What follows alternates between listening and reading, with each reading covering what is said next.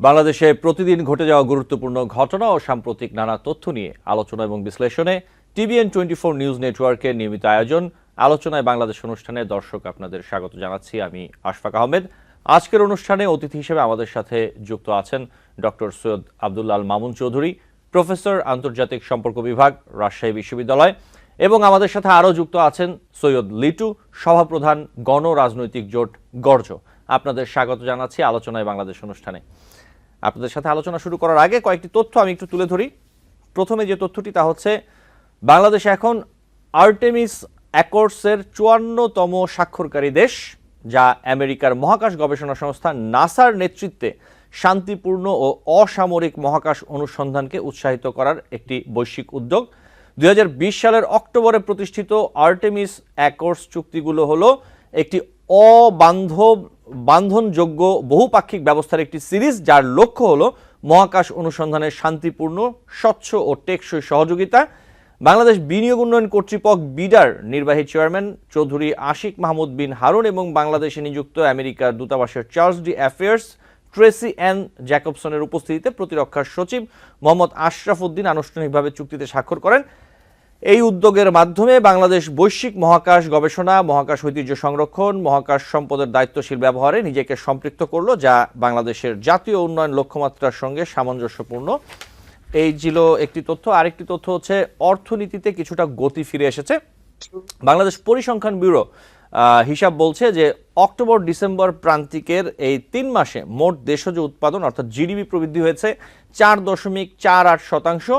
এর আগে ছাত্র জনতার আন্দোলন ও ব্যবসা বাণিজ্যের স্লথ গতির কারণে চলতি অর্থ বছরের প্রথম প্রান্তিকের জিডিপি প্রবৃদ্ধি ব্যাপকভাবে টান পড়েছিল। গত জুলাই সেপ্টেম্বর প্রান্তিকে জিডিপি প্রবৃদ্ধি 1.81% নেমেছিল। পরিস্থিতির কিছুটি উন্নতি হওয়ায় টানা 3 প্রান্তিক জিডিপি প্রবৃদ্ধি কমে যাওয়ার পর গত অক্টোবর ডিসেম্বর প্রান্তিকে তা আবারও বেড়েছে। এরপর যে তথ্যটি তা হচ্ছে কারিগরি বিশেষজ্ঞদের পরামর্শ অনুযায়ী প্রবাসীদের ভোটাধিকার নিশ্চিত করতে দ্রুত ভোটিং পদ্ধতি চূড়ান্ত হবে বলে আশাবাদ ব্যক্ত করেছেন প্রধান নির্বাচন commissioner AMM Nasir Uddin. Proxy voting পদ্ধতি নিয়ে ছোট পরিসরে প্রবাসীদের ভোট চালুর উদ্যোগে বিশেষজ্ঞদের নিয়ে একটি কর্মশালা করেছে নির্বাচন কমিশন। প্রবাসী বাংলাদেশিদের ভোটদান পদ্ধতি নির্ধারণ শীর্ষক একটি ওয়ার্কশপ অনুষ্ঠিত হয়। এতে নির্বাচন বিশেষজ্ঞ, নির্বাচন কর্মকর্তা সহ অন্তত 80 জন অংশ নেন এবং কর্মশালায় সিইসি AMM নাসির উদ্দিন বলেন, প্রবাসী বাংলাদেশিদের ভোটাধিকার নিশ্চিতের বিষয়টি আমরা অগ্রাধিকার দিচ্ছি। বিশেষজ্ঞদের এই কর্মশালা থেকে সুনির্দিষ্ট পদ্ধতি নির্ধারণ হবে। আশা করি যে পদ্ধতি আপনারা সাজেস্ট করবেন সে অনুযায়ী আমরা উদ্যোগ নিব। এরপর পদ্ধতি নিয়ে একটা আর্কিটেকচার দাঁড় করানো হবে। পাইলটিং এর মাধ্যমে কোন দেশে ভোটিং পদ্ধতি চালু করা হবে বলে জানিয়েছেন তিনি। সবশেষ আরেকটি তথ্য তা ছোট করে, সেটি হচ্ছে যে অন্তর্বর্তী সরকার প্রধান উপদেষ্টা অধ্যাপক মোহাম্মদ ইউনূস একের পর এক ম্যাজিক দেখাচ্ছেন বলে মন্তব্য করেছেন নাগরিক ঐক্যের সভাপতি মাহমুদুর রহমান মান্না। তিনি বলেছেন খুবই নির্মোহভাবে কাজ করছেন মোহাম্মদ ইউনূস, তার মধ্যে ক্ষমতার কোনো লোভ নেই, তিনি দেশের জন্য কাজ করতে চান। তবে তাকে দিয়ে অন্তর্বর্তী সরকারের ক্ষমতা দীর্ঘায়িত করতে চাইলে বিতর্ক তৈরি হবে। মান্না বলেন, কেউ দেখছি অধ্যাপক ইউনূসকে জোর করে 5 বছর ক্ষমতায় রাখতে চান, কিন্তু কেন, এমনটা তিনি প্রশ্ন তুলেছেন। এই ছিল কিছু তথ্য। আমি আলোচনায় চলে যাব আমাদের দুজন অতিথির সাথে। আমি শুরুতে একটু আব্দুল্লাহ আল মামুন চৌধুরী আপনার কাছে আসি যে বিষয়টি নিয়ে। নাসার সাথে বাংলাদেশের চুক্তি, স্টারলিং বাংলাদেশে ব্যবসা করার অনুমোদন পেয়েছে, সবকিছু মিলিয়ে, এবং একই সাথে যদি বলি যে প্রধান উপদেষ্টা ট্রাম্পকে যে চিঠি পাঠিয়েছেন শুল্ক সংশ্লিষ্ট বিষয়, এই সবগুলো বিষয় মিলিয়ে আসলে আমেরিকার যে আরোপিত শুল্ক এটি কমাতে কতটা সহযোগিতা হবে আপনি কিভাবে দেখছেন? ধন্যবাদ, এবং আপনার মাধ্যমে যারা টিভিএন লাইভ অনুষ্ঠানে সম্পৃক্ত হয়েছেন সকলকে ধন্যবাদ জানাচ্ছি। চমৎকার একটি প্রশ্ন আপনি করেছেন। বিষয়টি হচ্ছে যে মহাকাশ গবেষণা। সাউন্ডটা শোনা যাচ্ছে না আশফাক ভাই। জি, আমরা শুনতে পাচ্ছি আপনাকে সৈয়দ লিটু। জি, এখন আব্দুল্লাহ মামুন চৌধুরী, জি বলুন। আমরা যেটা বলছি যে নাসার সাথে আমাদের যে মহাকাশ গবেষণার জন্য একটি চুক্তি হলো, এটি নিঃসন্দেহে বাংলাদেশে বিজ্ঞান গবেষণা এবং বিজ্ঞান চর্চার ক্ষেত্রে গুরুত্বপূর্ণ মাইল ফলক, এতে কোনো সন্দেহ নেই। কিন্তু আপনি এই প্রশ্নটার সাথে যে প্রশ্নটা আবার জুড়ে দিয়েছেন যে এটি আমাদের মানে শুল্কের ব্যাপারে কি উপকার করবে, তো দুটো তো আসলে একেবারেই দুটো ভিন্ন বিষয়। একটা হলো সায়েন্স এন্ড টেকনোলজির বিষয়, আরেকটা হলো ব্যবসা বাণিজ্য এবং অর্থনীতির বিষয়। মার্কিন যুক্তরাষ্ট্রের যে শুল্ক নীতি, সেই শুল্ক নীতির সাথে এটা তো সরাসরি কোনো সংযোগ নেই। আহ আপনার হলো যে একটা রাষ্ট্র পরিচালনা করতে হলে রাষ্ট্রের যতগুলো সেক্টর আছে প্রত্যেকটা সেক্টরের কাজকেই এগিয়ে নিতে হবে। এই হিসেবে রাষ্ট্রের বিভিন্ন দায়িত্বের অংশ হিসেবে আপনার সংস্কৃতির ক্ষেত্রে হোক, আহ, আপনার এডুকেশনের ক্ষেত্রে হোক, হেলথ কেয়ারের ক্ষেত্রে হোক, সায়েন্স অ্যান্ড টেকনোলজির ক্ষেত্রে হোক, প্রত্যেক ক্ষেত্রে কাজ করতে হবে।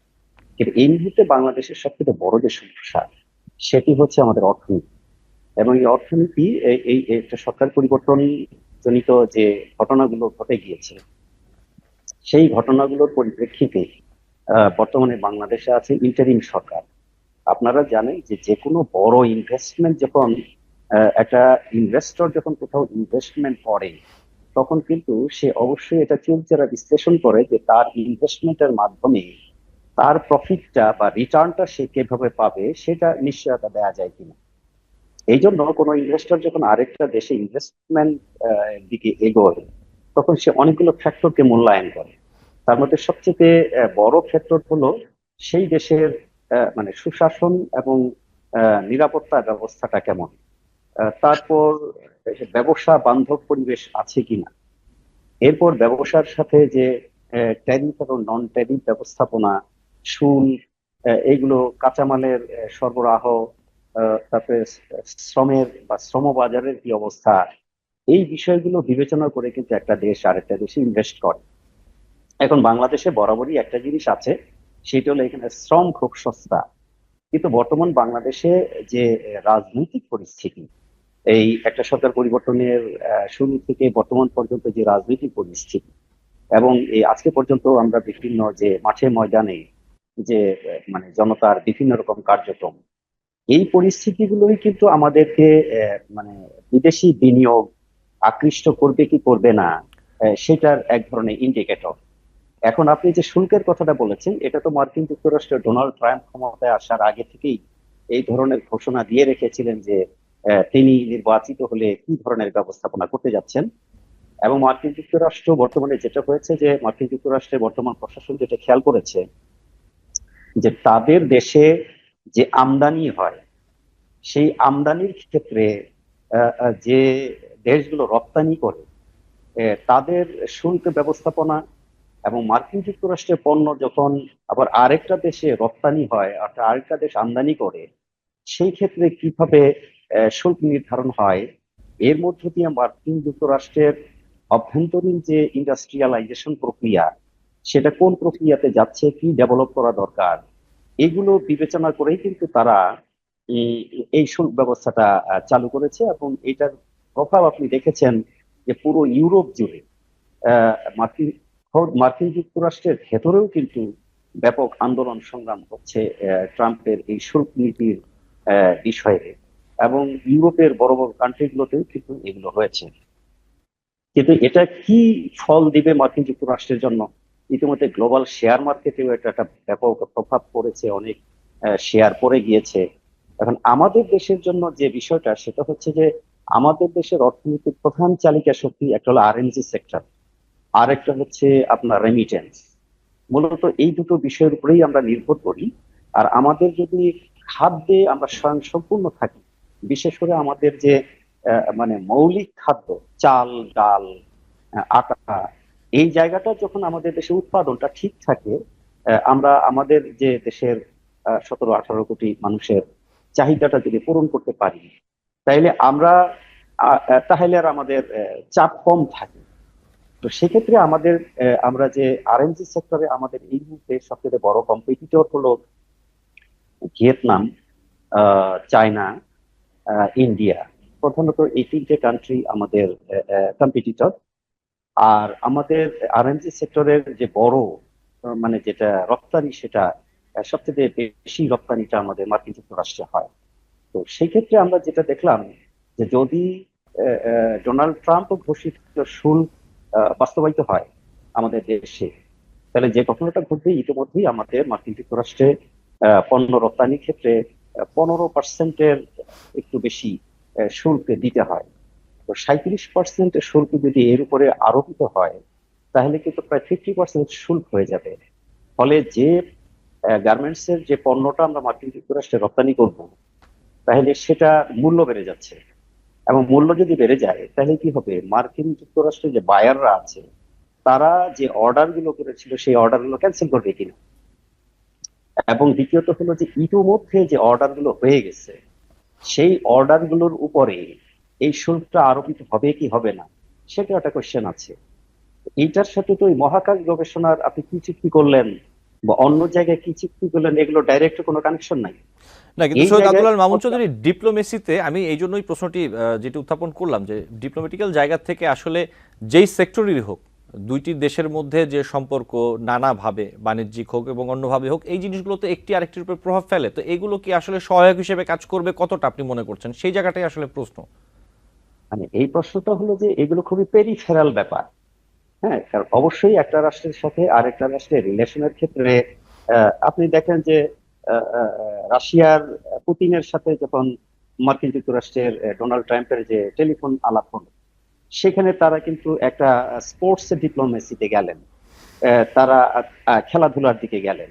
এরকম আপনার দ্বিতীয় বিশ্বযুদ্ধের পরে কিন্তু আপনার এই যে পিং পং ডিপ্লোমেসি বলে আরেকটা জিনিস চালু হয়েছিল।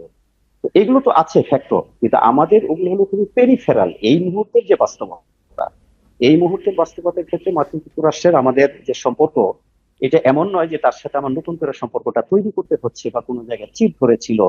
আমাদের মার্কিন যুক্তরাষ্ট্র বরাবরই আমাদের স্বাধীনতার পর থেকে বড় একটা ডেভেলপমেন্ট পার্টনার, এবং আমাদের এক্সপোর্টের একটা বড় অংশ আমাদের ওখানে যায়। সেই এক্সপোর্টের মধ্যে আরএনজি সেক্টরটা সবচেয়ে বড়। এখন উদ্ভূত পরিস্থিতিতে একটা নতুন শুল্ক আরোপ করেছে, যেটা মার্কিন যুক্তরাষ্ট্র একটা নীতিমালা তৈরি করেছে যে তার দেশের পণ্যের উপরে যে কান্ট্রি যত পার্সেন্ট শুল্ক আরোপ করে তার 50% তারা আবার এখন আরোপ করবে।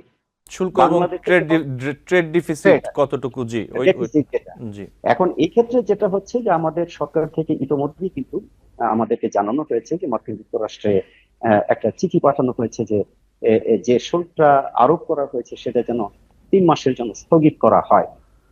এখন যদি আমরা এটা হয়তো আমাদের যারা ট্রেডের সাথে জড়িত তারা বিচার বিশ্লেষণ করে দেখেছেন যে এই 3 মাস সময় যদি হাতে পাওয়া যায়, তাহলে এই সময়ের মধ্যে হয়তো বাংলাদেশে মার্কিন যুক্তরাষ্ট্রে যে পণ্যগুলো ঢোকে সেগুলোর শুল্ক গুলোকে পুনর্বিন্যস্ত করার মাধ্যমে হয়তো মার্কিন যুক্তরাষ্ট্রের সাথে একটা নেগোসিয়েশনে যাওয়া যাবে। সেটা গেলে হয়তো বা তারা হয়তো এই শুল্কটাকে পুনর্বিবেচনা করতে পারেন। তো সেইটা যদি একটা ফলপ্রসূ হয় তাহলে এটা আমাদের জন্য একটা আনন্দের বিষয়। কিন্তু আমরা এই ধরনের মানে মার্কিন যুক্তরাষ্ট্রের পক্ষ থেকে এখন পর্যন্ত কিন্তু এই ধরনের কোনো মানে আশা বা কোনো কিছু পাইনি।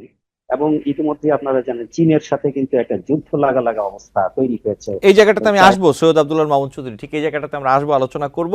আমি একটু জি কথাটা এইভাবে ফিনিশিং দেওয়া জি যায় যে এখন পর্যন্ত মার্কিন যুক্তরাষ্ট্রের ট্রাম্প প্রশাসন তারা যে শুল্কের মানে গ্লোবাল শুল্ক সিস্টেমটা করেছে, এটাতে তারা অ্যাডামেন্ট, তারা এটা রাখবেই। কারণ আমরা ডোনাল্ড ট্রাম্পকে যতটুকু দেখেছি যে সে হলো যে দ্বিতীয়বার ক্ষমতায় আসার আগে হোমওয়ার্ক করে এসেছে, এবং কিছু কিছু ক্ষেত্রে সে আবার ব্যাকগিয়ারে চলে যাচ্ছে কিছু কিছু সিদ্ধান্ত, কিন্তু আবার ওইটাতে ফিরে আসছে। আপনি দেখেন এই যে গাজার ক্ষেত্রে তারা প্রথমে বললো যে গাজাকে তারা দখল করে নিবে, পরে যখন আরব লীগ বা অন্য কান্ট্রি থেকে বৈঠক করে তাদেরকে ফর্মুলা দেওয়া হলো তখন সে আবার ব্যাকগিয়ারই নিয়েছে। আবার কিন্তু গতকাল সে বলেছে বা আজকেও বলেছে যে আবার তারা গাজা নিতে চায়। অর্থাৎ ট্রাম্পের মেন্টালিটি থেকে যেটা বোঝা যাচ্ছে যে উনি যে সিদ্ধান্তটা নিতে যাচ্ছেন সেটা ভুল হোক শুদ্ধ হোক ওটার মধ্যে দৃঢ় থাকবেন।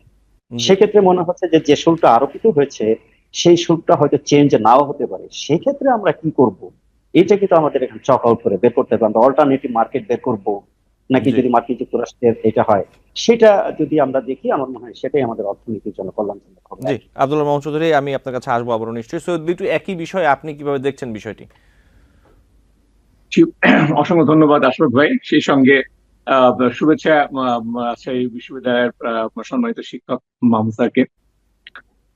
আমি প্রথমে একটু আমার শব্দ সাউন্ডটা মানে আসছিল না, সম্ভবত আপনি এই যে আমাদের শুল্ক জি আরোপের বিষয়টা নিয়েই বা জি যেহেতু স্যার কথা বললেন কম্পিউটার নিয়ে বলছিলেন। জি তো দেখেন এখানে দুই তিনটা অংশ একটু ইম্পর্টেন্ট, আমি সেগুলো একটু আলাদা আলাদা করে বলি। যে প্রথম যে জায়গাটা, সেটা হলো আমাদের জন্য খুব খারাপ একটা সংবাদ। সেটা হচ্ছে যে আমরা মানে খুব একটা মানে ইনফরমেশন গ্যাপ যেটা, সেটার মধ্যে পড়ে গিয়েছি। নির্দিষ্ট করে দুইটা কথা বলি। যেমন দেখেন মানে আমাদেরকে বলা হয়েছে যে মানে ইয়ে থেকে, যুক্তরাষ্ট্র থেকে, যে আমরা 74% বা 74% মানে ইম্পোর্ট ট্যাক্স নেই। অর্থাৎ আমরা আমেরিকা থেকে যে পণ্যগুলো আমদানি করি সেগুলোর জন্য আমরা 74% ট্যাক্স নেই, এবং তার বিপরীতে যুক্তরাষ্ট্র আমাদের কাছ থেকে 37% নিচ্ছে, এবং তারা সেটা কমই নিচ্ছে। এই যে তথ্যটা তারা দিচ্ছে, দেখেন, এটা কিন্তু একটা মানে ভুল তথ্য। এই তথ্যটা তারা কি ক্যালকুলেশনের উপরে নিয়েছেন, বা মানে কাদের কাছ থেকে এই তথ্যটা কিভাবে নিয়েছেন, এই বিষয়গুলো কিন্তু আমাদের অনেক আগে ভাবা উচিত ছিল। আমরা কিন্তু বেসিক্যালি 74% নেই না। যেমন ধরেন, মানে আমেরিকা থেকে, মানে আমি এক্সপোর্ট ইম্পোর্টের কাজ করি, আমি জানি, মানে প্র্যাকটিক্যালি জানি যে জিনিসগুলো। দেখেন, আমরা কিন্তু আমাদের প্রধান মানে আমদানি দ্রব্য হচ্ছে আমেরিকা থেকে তুলা। তো আমরা সেই তুলা দিয়ে সুতা বানাই, যেটা আমাদের গার্মেন্টস এর কাজে ব্যবহার করি। তো এই মানে তুলার ইম্পোর্ট ট্যাক্স হচ্ছে 0%, জাস্ট 0%। তারপরে দেখেন, আমরা মানে দ্বিতীয় যে মানে পণ্যটা অপেক্ষাকৃত আরেকটু বেশি আনি তুলার পরেই, সেটা হচ্ছে ধরেন এই যে ইস্পাত বা এই ধরনের লৌহজাত দ্রব্য। সেটাতে আমাদের ট্যাক্স 5-6%, এর বেশি কখনো যায় না, ভ্যাট জি, ট্যাট অন্যান্য সব কিছু সোহেল ধরে। লিটু, আপনি যেগুলো বলছেন এগুলো ঠিকই আছে। আমি একটু যোগ করি আপনার সাথে, আপনার তাহলে আলোচনায় জি, সুবিধা হবে। বিষয়টি হচ্ছে যে, যেহেতু আপনি শুরুর দিকে শুনতে পাননি, বিষয়টি হচ্ছে যে ট্রেড ডিফিসিট বাংলাদেশ এবং ইউএস এর যে ট্রেড, এই ট্রেডের মধ্যে যে ব্যবধান, সেটিকে এটি বিবেচনায় নিয়েছে ইউএসএ। এবং সাথে আপনি জানেন যে 74% তো অ্যাকচুয়ালি না, এভারেজ করা হয়েছে, যে বাংলাদেশ যেই পণ্যগুলো উপরে ট্যারিফ দিয়েছে তার একটা এভারেজ করা হয়েছে, সর্বনিম্ন বা সর্বোচ্চ নয়, এভারেজ সাথে যোগ করা হয়েছে ট্রেড ডিফিসিট। সেই জায়গাটার থেকে বের করে তারা ওইটাকে হাফ করে আবার এই 37 বানিয়েছে ইউএসএ। এটা হচ্ছে মোটা দাগে যে মূল বিষয়টি।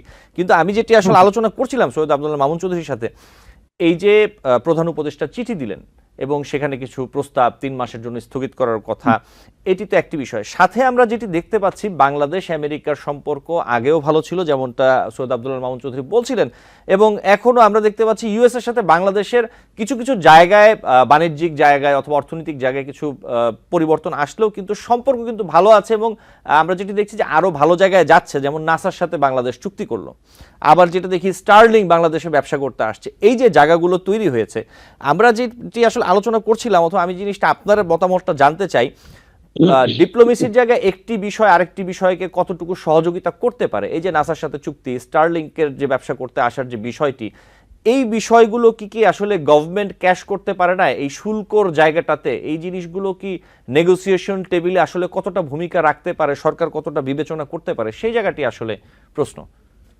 জি, জি, থ্যাংক ইউ।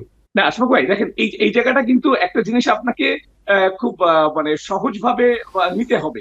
সেটা হলো যে, দেখেন, আমেরিকার মতো দেশ, অথবা ইউরোপের যেসব বড় বড় প্রভাবশালী দেশ, এই যে রাশিয়া, চীন, এদের সঙ্গে কিন্তু ব্যাপারটা নেগোসিয়েশনের না।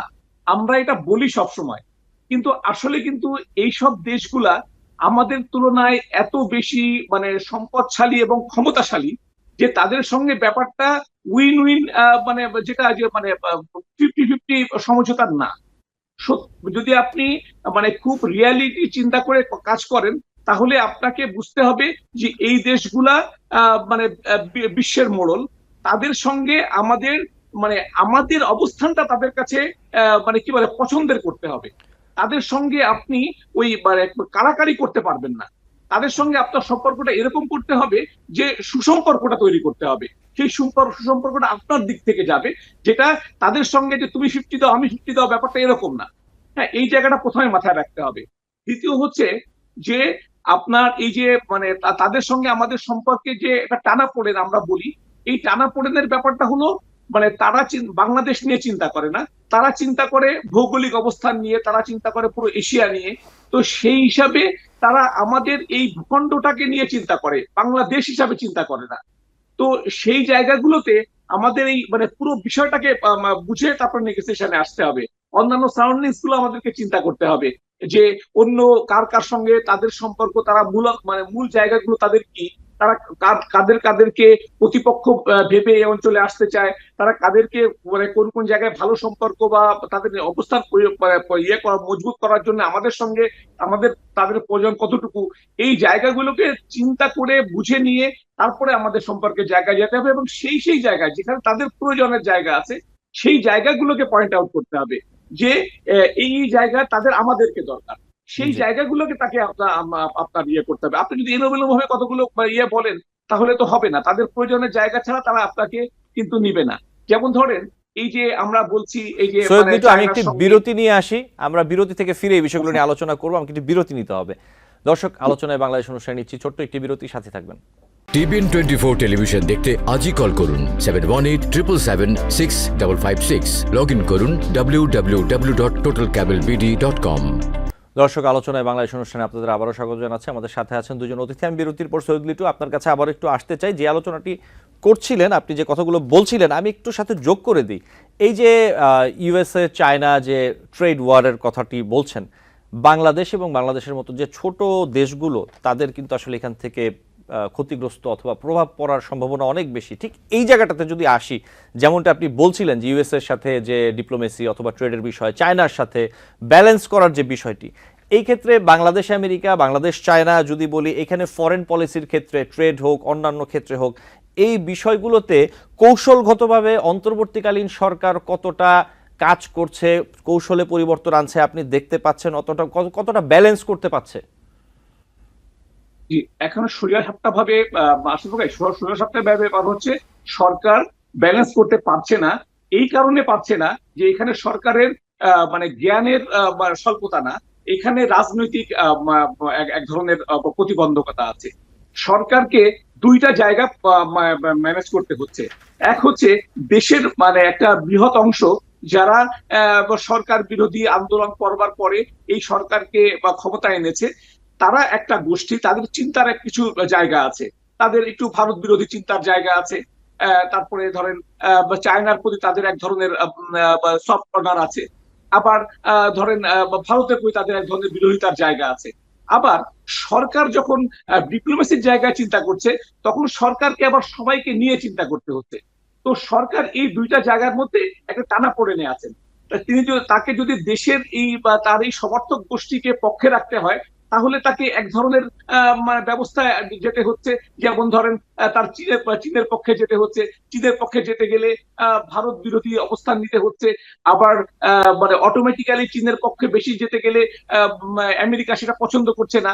এই ধরনের কিছু জায়গায় এই সরকারকে অবস্থান নিতে হচ্ছে, যেখানে সরকার আসলে যেটা চাচ্ছে এবং যেটা বলছে, এই দুইটা জায়গায় আমরা সাধারণ মানুষ, আমার ধারণা, অনেকটা কিছু আমরা জানতে পারছি না। অর্থাৎ এই ডিপ্লোম্যাসিটা এমন হয়ে গেছে যে সরকার আসলে কি ডিপ্লোম্যাসিতে আছে সেই জায়গা থেকে আমরা সব তথ্য পরিষ্কার ভাবে পাচ্ছি না। আপনি দেখেছেন যখন ভারতে গিয়েছিল, মানে ভারত যায়নি, ওই যে ভারতের প্রধানমন্ত্রীর সঙ্গে যখন থাইল্যান্ডে কথা হচ্ছিল আমাদের প্রধান উপদেষ্টার সঙ্গে, তখন আপনি দেখেছেন আমাদের মানে প্রেস সেক্রেটারি যে ব্রিফিংটা করেছিলেন, সেটা কিন্তু আমরা পরে জেনেছি যে সেখানে সব তথ্য তিনি সঠিকভাবে দেন নাই। তিনি কিছু রাজনৈতিক বিবেচনা নিয়ে কতগুলো কথা বলেছেন, যে আমরা এটা চাচ্ছি, ভারত এটা বলেছে। আসলে সেই কথাগুলো তখন হয়নি বলেই আমরা পরবর্তী পত্রিকা জানতে পেরেছি। অর্থাৎ তিনি কথাগুলো বলেছেন যে এই দেশের যে সাধারণ মানুষ, যে তাদের সেন্টিমেন্ট কথা চিন্তা করে তিনি ব্রিফিং করেছেন, আর মিটিংটা হয়েছে একটু ভিন্নভাবে, সেটা চিন্তা করতে হয়েছে দেশের স্বার্থ নিয়ে। এই দুইটা জায়গার যে গ্যাপটা, এই জায়গাটাকে আমরা মানে মানে অ্যাকচুয়াল ডিপ্লোমেসিটা আমরা বুঝতে পারছি না, যে কারণে আমরা মানে এই পরামর্শও সরকারের সঙ্গে শেয়ার করতে পারছি না যে সরকার আসলে কোথায় ভুল করছে বা কোথায় সঠিক করছে। সরকারের সঙ্গে জনগণের এই ডিপ্লোমেসির একটা পার্থক্য সাংঘাতিক ভাবে তৈরি হয়েছে, কারণ সরকারকে এই জনগণের মানে তার সমর্থকদেরকে একভাবে নিয়ন্ত্রণ করতে হচ্ছে, আবার মানে আন্তর্জাতিক ভাবে তার সম্পর্কগুলো আরেকভাবে নিয়ন্ত্রণ করতে হচ্ছে।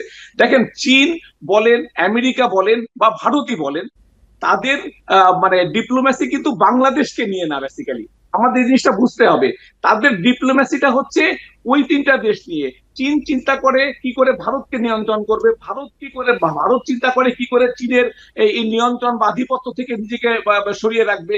আবার ভারত চিন্তা করে কি করে আমেরিকার সঙ্গে সুসম্পর্ক রেখে আবার মানে সব পক্ষকে নিয়ন্ত্রণ করবে। এবং তার প্রয়োজনে, তাদের এই পক্ষগুলোকে নিয়ন্ত্রণের প্রয়োজনে বাংলাদেশকে তারা কিভাবে ব্যবহার করবে তারা এইভাবে চিন্তা করে। আমরা চিন্তা করছি যে চীন কোথায় আমাদের সঙ্গে এই চুক্তি করেছে, সেই চুক্তি করেছে, ভারত কোথায় এই চুক্তি করছে, সেই চুক্তি করছে, আমরা খুশি হচ্ছি। আসলে তারা এই চুক্তিগুলো এই চিন্তা করে করছে না যে বাংলাদেশের সঙ্গে তাদের সম্পর্কটা উন্নয়ন দরকার। তারা এই চিন্তা করে করছে যে হয় ভারত চিন্তা করছে চীনকে কিভাবে মোটামুটি পক্ষে হোক বিপক্ষে হোক বা তাদেরকে নিয়ন্ত্রণ করা যায়, কোন পলিসিতে বাংলাদেশকে ব্যবহার করলে চীনকে নিয়ন্ত্রণ করা যাবে। আবার চীন চিন্তা করছে বাংলাদেশকে কোন পলিসিতে বা খুশি রাখলে ভারতকে থেকে সরিয়ে এনে ভারতকে নিয়ন্ত্রণ করা যাবে। আবার মানে বাংলাদেশকে তো আবার বাংলাদেশের চীনকেও দরকার ঋণ দিতে হলে, বাংলাদেশকে আন্তর্জাতিক প্রভাব ঠেকাতে হলে ইয়েকে দরকার, মানে আমেরিকাকে খুশি রাখা দরকার। আবার আমাদের ভৌগোলিক অবস্থানগত কারণে আমরা ভারতকে যদি দূরে ঠেলে রাখি তাহলে আমরা মানে কি বলে মানে অর্থনৈতিক ভাবে পিছিয়ে যাব। বিশেষ করে আমাদের কৃষিজাত পণ্য, আমাদের মানে এই যে যেসব নিত্য পণ্য, এগুলো আমদানির যে বিরাট একটা জায়গা স্বল্প খরচে, এই জায়গা থেকে আমরা পিছিয়ে যাব। এই জায়গাগুলোকে সমন্বয় করতে হবে হচ্ছে আমাদের সরকারকে। জি। সেই জায়গা থেকে আমার মনে হয়, আমি মানে আমার ভুল হতে পারে, তা আমার মনে হয় আমাদের খুব বেশি রকমের ভুল হচ্ছে, যেটা আমাদের প্রধান উপদেষ্টা আমার মনে হয় এই জায়গাটা থেকে যারা মানে এই যে ভারতকে চীনকে যারা আগে অনেকভাবে মানে তাদের সঙ্গে কাজ করেছেন, বিশেষত ধরেন মানে যদি আমরা অন্যান্য রাজনৈতিক দলগুলোর কথা বলি, যারা বিগত দিনে ক্ষমতায় ছিলেন, জাতীয় পার্টি ছিল, মানে বিএনপি ছিল, আবার এদের সঙ্গে জোটগত ভাবে আসলে সত্যিকার অর্থে জামাত সহ অনেক দলই ছিল। জোটবদ্ধভাবে বলতে গেলে বাংলাদেশে 35-40টা দল ক্ষমতায় ছিল করোনা মানে তাদের সঙ্গে করে। এইসব এই দলগুলোর কিন্তু এই ভারত বা চীন এরা খুব দক্ষ দল বা দক্ষ দেশ, এরা কূটনীতিতে অনেক দক্ষ, সারা পৃথিবীতে এদের বিচরণ। তো এদের সঙ্গে তাদের যেহেতু মানে কি বলে পূর্ব অভিজ্ঞতা আছে, তাদেরকে সারিয়ে মিটিং করা, তাদের সঙ্গে দেন দরবার করা, তাদের সঙ্গে এই যে কূটনীতিক আলোচনার, তাদেরকে নিয়ে খুব জরুরি ভাবে বসা উচিত ছিল। আমার তো মনে হয় শুধু ইয়ে না, থাইল্যান্ড সফরের আগে, বিশেষ করে চীন সফরের আগে আমার মনে হয় মানে খুবই জরুরি ছিল প্রধান উপদেষ্টার এই যে এই বড় দলগুলোর সঙ্গে বড় কথা বলা। যদি জি। কখনো এমনও হতো যে কারোর সঙ্গে কথা বলতে গেলে হয়তো তার রাজনৈতিক ভাবে কেউ ভুল বুঝতে পারে, সেক্ষেত্রেও আমার মনে হয় সেই দায়িত্বটা সেই ঝুঁকিটা নিয়ে প্রধান উপদেষ্টার সবার সঙ্গে কথা বলা দরকার ছিল। জি, কারণ সৈয়দ এখানে লিটু, আমি অভিজ্ঞতাটা আসবো। অসম্ভব জরুরি ছিল। জি, এই আপনাকে। মানে এটা কিন্তু অভিজ্ঞতার একটা বড় গ্যাপ হয়ে যাওয়ার কারণে আমরা কিন্তু এখানে দেখেন এই যে কদিন আগে, এক সেকেন্ডে শেষ করছি, যেমন ধরেন এই যে আমরা বললাম যে আমরা চীনের সঙ্গে আমরা আমাদের চুক্তি হয়ে বা ইয়ে হচ্ছে, চীন আমাদেরকে বলেছে তারা তিস্তার ব্যাপারে মানে ইয়ে করে দিবে, আমাদের বাদ দিয়ে দিবে, এগুলো বলে টলে আসলাম। আজকে আবার এই যে দেখেন তৌহিদ সাহেব আমাদের পররাষ্ট্র উপদেষ্টা, তিনি বললেন যে এটা মানে ওপেন আছে, এটা ভারতের সঙ্গেও হতে পারে, জি, সৈয়দ এটা লিটু, চীনের ঠিক সঙ্গে এই হতে পারে। এই তার মানে প্রসঙ্গে আমি এখন তথ্যটা আসবো। ছিল জি, না। যে এই প্রসঙ্গটাতে আমি এখন আসবো, আমি আপনার কাছে আসবো বিষয়টি নিয়ে। আমি একটু আব্দুল আল মামুন চৌধুরীর কাছে আসি। সৈয়দ লিটু যেমনটা বলছিলেন, আব্দুল আল মামুন চৌধুরী পররাষ্ট্র উপদেষ্টা তৌহিদ হোসেন বলেছেন তিস্তা ইস্যুতে খোলামেলা অবস্থানে বাংলাদেশ সরকার, এক্ষেত্রে ভারতের সঙ্গেও সহযোগিতা সম্ভব, চীনের সঙ্গেও সহযোগিতা সম্ভব, কোনোটাতে কোনো বাধা নেই। এখন এই যে কথাটি সৈয়দ লিটু বলছিলেন, একইভাবে এই যে তিস্তা ইস্যুতে ভারত এবং চায়না দুই দেশের সহযোগিতা পাওয়ার যে বিষয়টি, যে সম্ভাবনার কথা অথবা যে সুযোগের কথা, বাধা নেই যে বিষয়টি, এই বিষয়টি আপনি কিভাবে দেখছেন আব্দুল আল মামুন চৌধুরী? ধন্যবাদ। দেখুন, একই ব্যক্তি যখন একবার একটা কথা বলবেন, জাস্ট পরবর্তীতে ওই ব্যক্তি যখন আর একটা কথা বলবেন, তখন অডিয়েন্স কিন্তু তার উপরে ট্রাস্ট বা বিশ্বাস হারায়। এই জন্য যখনই কোনো একটা সরকার কথা বলে, তখন সেই সরকারকে ঠিক করতে হয় যে কোন কথাটা কে বলবে। কারণ সরকারকে অনেক ধরনের কৌশল করতে হয়, তার বিভিন্ন সময় বিভিন্ন নীতি বাস্তবায়নের জন্য বিভিন্ন কৌশলগত অবস্থান নিতে হয়। এখন বাংলাদেশে যে ইন্টারিম সরকারটা এসছে, এই ইন্টারিম সরকারের যারা মুখপত্র, তারা শুরুতে এমন কিছু কথা বলে ফেলেছেন, পরবর্তীতে যখন তারা বাস্তবে ডিপ্লোম্যাটিকলি কাজ করতে যাচ্ছেন, তখন দেখেছেন যে এই কথা অনুযায়ী কাজটা করা যাচ্ছে না, এটি স্বাভাবিক। এখন এই জন্য আমাদের যেটা প্রয়োজন ছিল, যে সরকারের যে রাজনৈতিক বক্তব্য, এই বক্তব্যগুলো যেন সরাসরি সরকারের কাজ ডিল করছে তাদের মুখ দিয়ে না বের হয়ে সরকারের পক্ষ থেকে অন্য কাউকে দিয়ে সেটা বের করা। আর সরকারের মুখপাত্র হিসেবে যারা থাকবেন তারা কথা বলবেন কম, হিসেব করে কথা বলবেন, এবং এই কথার ইম্প্যাক্ট ডিপ্লোম্যাটিক্যালি কি হতে পারে সেটা চিন্তা করে কথা বলবেন। এখন এই সরকারটা শুরুতে এসে সরকারের সাথে যারা স্পোক্স পার্সন তারা ভারত সম্পর্কে এমন কিছু কথা বলে ফেলেছেন যেটা আবার ভারতের মিডিয়া, বিশ্ব মিডিয়া নানানভাবে ইন্টারপ্রেট করেছে, যে তাদের কথাটা হয়তো একটা অর্থ দেয়, কিন্তু এটাকে বিভিন্নভাবে মিস ইন্টারপ্রেট করা হয়েছে।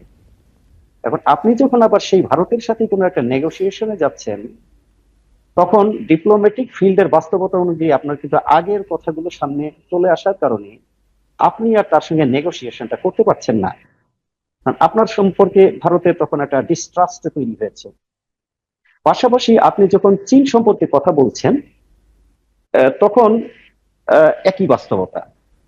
এখন এই যে বর্তমান ইন্টারিম সরকারের এখন এই সমস্যাটা হয়ে গিয়েছে যে একই স্পোক্স পার্সনকে দিয়ে সব ধরনের কথা বলানো হচ্ছে।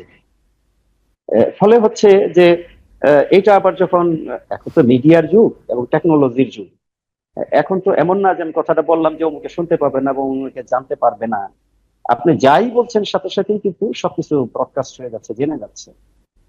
এখন আমাদের মতো ছোট দেশের, ছোট কি বড় যাই বলি, ডিপ্লোমেসিতে সবসময়ই মানে নীতিটা ফ্লাকচুয়েশন করলে সেই রাষ্ট্রের সাথে অন্যরা কাজ করতে মানে বিশ্বাস পায় না। এই জন্য আমাদের দেশে সরকার পরিবর্তন হবে, বারবার সরকার পরিবর্তন হবে, কিন্তু পূর্ববর্তী সরকার বা তার আগের সরকারের নীতিগুলোকে ড্রাস্টিক ভাবে আমরা যদি ফেলে দিই, তাহলে কিন্তু আমি যে নীতিটা এখন গ্রহণ করছি সেটাও কিন্তু আমার সাথে অন্যান্য সরকার বা অন্য দেশ কাজ করার ক্ষেত্রে সাহস পাবে না। তারা চিন্তা করবে যে এই সরকারটা চলে গেলে তো এই নীতি আবার পরের সরকার বাদ দিয়ে দিবে। এই জন্য এমন যদি হয় যে আমার পূর্ববর্তী সরকারের কোনো নীতি ভুল ছিল, তাহলে সেই ভুল নীতিটাও এমন ভাবে ম্যানেজ করে চেঞ্জ করতে হবে যেন আমার সাথে অন্যান্য যে রাষ্ট্রগুলো কাজ করছে তারা যেন আস্থাহীনতায় না ভোগে, যে আগের সরকার এত কিছু করলো তো এরা এসে তো চট করে সব বাদ দিয়ে দিল, তাহলে এদের সাথে যে করবো তারপরে সরকার আবার বাদ দিয়ে দিবে কিনা। কারণ আলটিমেটলি রাষ্ট্রটা তো কন্টিনিউ করে, সরকার তো কন্টিনিউ করে না। রাষ্ট্রটাকে কন্টিনিউ করতে হবে। আবার সরকার চেঞ্জ হলে রাষ্ট্রের সরকারের আবার রাষ্ট্র পরিচালনার নীতিও চেঞ্জ হবে। তাহলে এটার মধ্যে একটা ভারসাম্য তৈরি করতে হবে, যে আমি আওয়ামী লীগ ক্ষমতায় থাকি বা বিএনপি ক্ষমতায় থাকি বা জাতীয় পার্টি ক্ষমতায় থাকি বা নতুন জামাত বন্য কেউ আসে, মানে ন্যাশনাল একটা পলিসি থাকতে হবে, বিশেষ করে ভারত আর চায়না সম্পর্কে। সেক্ষেত্রে কি আমাদের যেমন ফরেন পলিসিটা বেস্ট একটা পলিসি ছিল যে friendship to all man is two নান। সেখান থেকে বিগত সরকার যে চিন্তাটা করেছিল যে চায়না এবং ভারতের মধ্যে একটা বার্গেনিং সিচুয়েশন তৈরি করা, যে ইন্ডিয়া যেহেতু আমাদের একেবারে নিকটতম প্রতিবেশী, কাজে তার সাথে আমরা ঝগড়াঝাটি করব, নানান কিছু করব, সেই জন্য আমাদের উপর আধিপত্য বিস্তার না করতে পারে, বড় ভাই সুলভ আচরণ করতে না পারে, এইটা যেমন আমি ব্যালেন্স করার চেষ্টা করব। পাশাপাশি তাকে এমন ভাবে খেপাবো না যেন আমার দৈনন্দিন কোনো লেনদেনে কোনো সমস্যা হয়। তাহলে আলটিমেটলি তো সে আমার সারাউন্ডিং প্রতিবেশী, তাকে তো ইগনোর করতে পারবো না আমি, সে একটা বিগ কান্ট্রি, তার সাথে আমার লেনদেন করতেই হবে। চীন হচ্ছে তার পরবর্তী প্রতিবেশী।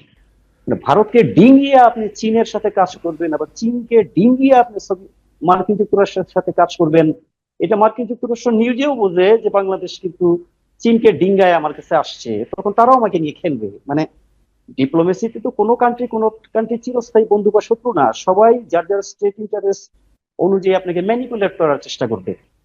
মার্কিন যুক্তরাষ্ট্র তো তার নিজের দেশের স্বার্থ জলাঞ্জলি দিয়ে আমাকে উপকার করবে না, চীনও সেটা করবে না, ভারতও করবে না, পাকিস্তানও করবে না, মিয়ানমারও করবে না। তাহলে আমি কি করব? আমি এমন ভাবে একটা ভারসাম্য তৈরি করব যে, যেটাকে বলে যে আমি বরেরও মাসি থাকবো, কনেরও পিসি থাকবো, যেন আমার সন্তানের সংসারটা ঠিক থাকে। এখন এই ইন্টারিম সরকারের শুরুতে একই ব্যক্তি এমন ধরনের অসতর্কভাবে কথাগুলো আমরা বলে ফেলেছেন যে এখন তারা সরকার চালাতে গিয়ে দেখছেন যে না, বক্তব্য আমরা যেভাবে দিচ্ছি কিন্তু বাস্তবতা তো ভিন্ন। আমরা যেমন ভারতের সঙ্গে আমরা একটা সম্পর্ক, একটা টানাপোড়েন হয়ে গেল, এখন কিছু কথা হয়ে গেল, এখন আমরাই আবার মানে ভারতের প্রধানমন্ত্রী মোদীর সাথে বারবার সাক্ষাৎ করতে চাচ্ছি। আমরা যেটা জাতিসংঘে চেষ্টা করলাম হলো না, তারপরে বিমস্টেকে হলো, কিন্তু তো তাহলে তো ওই সরকার আমাকে ওইভাবে নিবে না, আমি যতই বলি যে এটা। তো যে এই কথাটা আমরা বলছি যে এটা এটা হয়, এই ঘটনাটা ঘটে যখন একটা রাজনৈতিক সরকার যখন না থাকে। ইন্টারিম সরকার তো কোনো রাজনৈতিক সরকার না, ফলে তাদের এই অভিজ্ঞতাগুলো নাই, তাদের এক্সপার্টাইজ আছে, দক্ষতা আছে, স্কিল আছে, তাদের হয়তো বা গ্লোবাল রেকগনিশন আছে, কিন্তু পলিসি মেকিং একটা দীর্ঘমেয়াদী অভিজ্ঞতার ব্যাপার, এটা ওভারনাইট অর্জন করা যায়। জি, তো বাংলাদেশ এখন এই প্রবলেমটার মধ্যে পড়েছে।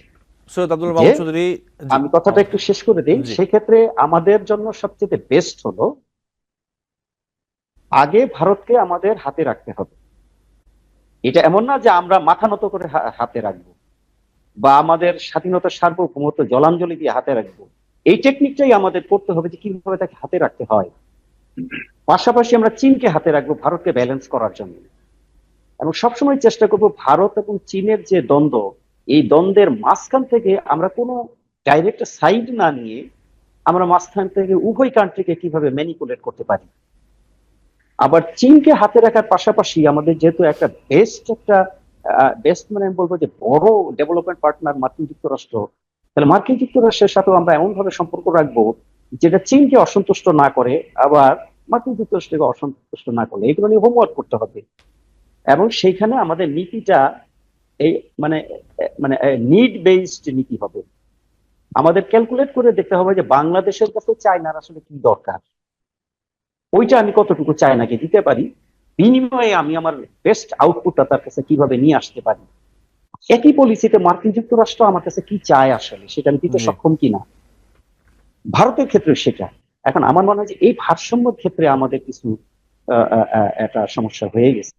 জি। আশা করি যে এই জায়গাটা আমরা যদি চিন্তা করি এবং এটা যদি ব্যালেন্স করতে পারি, তাহলে হয়তো একটু গুছিয়ে আসবে। সৈয়দ আব্দুল্লাহ মামুন আমাদের চৌধুরী। প্রথমত প্রতিবেশীকে হাতে রাখতে হবে, জি, তারপরে আমাদের রিজিয়নকে হাতে রাখতে হবে, তারপরে আমাদের রিজিয়নের বাইরে আউটার হেমিস্ফিয়ারে যারা আছে তাদেরকে হাতে রাখতে হবে। প্রায়োরিটি বেস তৈরি করতে হবে এবং এর মধ্যে একটা বার্গেনিং সিচুয়েশন তৈরি করে ভারসাম্য তৈরি করতে হবে। তাহলে আমার মনে হয় যে আমাদের রাষ্ট্রটা কোনো সমস্যা হবে না। জি, আপনাকে অনেক ধন্যবাদ। সোহেল দুটো আমার হাতে খুব সংক্ষিপ্ত সময়, 1 মিনিট, আমি ছোট্ট করে দুটি প্রশ্ন করবো, আপনি যদি খুব সংক্ষেপে বলেন, উত্তরও সংক্ষেপে দেওয়ার মতোই।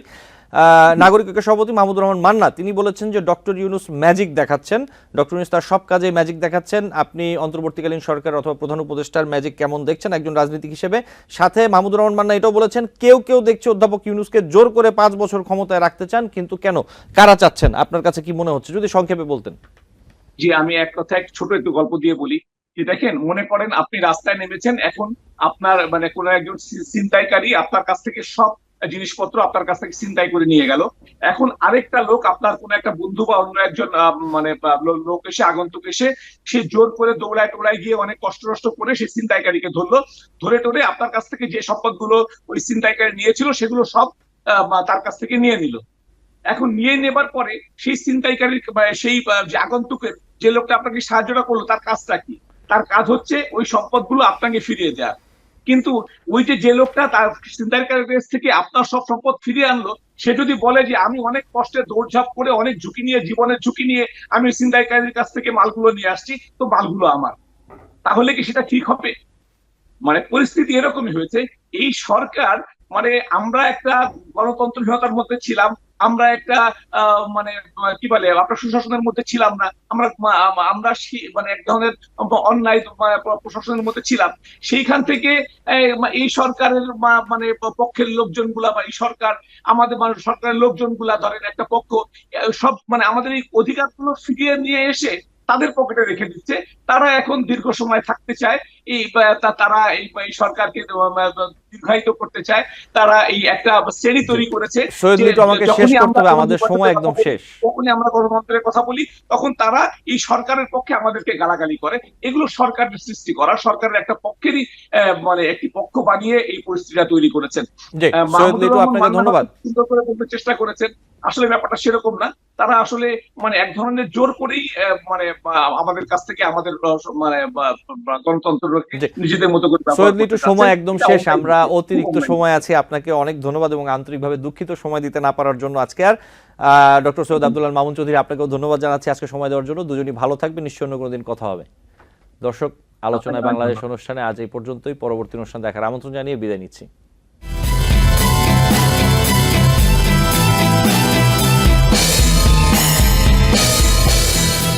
টিভিএন 24 টেলিভিশন দেখতে আজই কল করুন 7187776556। লগ ইন করুন www.totalcablebd.com। নিউ ইয়র্ক থেকে সম্প্রচারিত টিভিএন 24 টেলিভিশন বিশ্বজুড়ে বাঙালির কণ্ঠস্বর।